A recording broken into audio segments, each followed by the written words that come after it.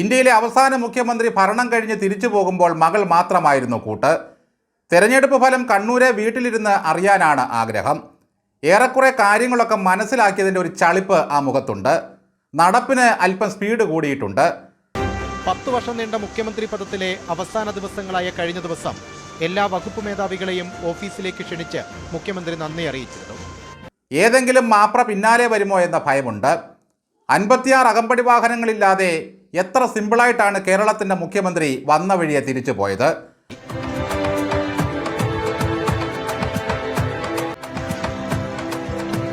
അപ്പോൾ ഇങ്ങനെ ജീവിക്കാനും അറിയാം.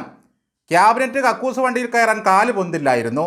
കണ്ണൂരിൽ തുറന്ന ജീപ്പിൽ കയറാൻ യാതൊരു പ്രയാസവും ഉണ്ടായില്ല. ഇതാണ് മനുഷ്യൻ്റെ ജീവിതാവസ്ഥകൾ. താങ്ങാൻ ആളുണ്ടെങ്കിൽ വല്ലാത്ത തളർച്ച തോന്നും. കഞ്ഞി കുടിച്ച് കിടന്നാലും മീശ തുടയ്ക്കാൻ ആൾ വേണ്ടി വരും. ഒരർത്ഥത്തിൽ ഇതൊരു ചരിത്രപരമായ മടക്കമാണ്. ഒരു പ്രസ്ഥാനത്തെയും കുറേ അടിമകളെയും കഴുതകളാക്കിയുള്ള മടക്കം. പരാജിതനായ ഒരു മനുഷ്യനാണോ ഈ പിണറായി? അല്ല.